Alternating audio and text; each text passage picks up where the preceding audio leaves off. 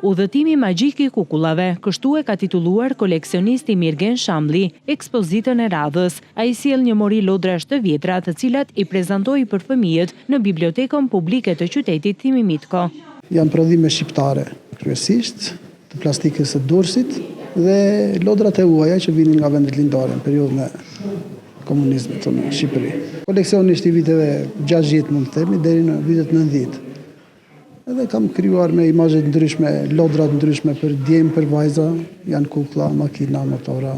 Fëmijët u treguan kurioz për të njohur këto lodra të vjetra, ndërsa thanë se ishin të veçanta. Lodra shumë të bukura. Janë interesante? Shumë interesante. Në krahasim me lodrat që keni ju sot, si ju duken? Më pëlqejnë më shumë në fakt se edhe lodrat e vjetra të sjellin kujtime. Mua më duken shumë interesante dhe të vjetra, ato janë të gjitha shumë antike dhe më kujtojnë disa momente nga fëmijëria ime. Unë kam pasur disa kukulla si ato që janë të ngjashme. Koleksionisti thosë se ndërkohë është duke përgatitur ekspozitën e radhës. Është me bileta e transportit.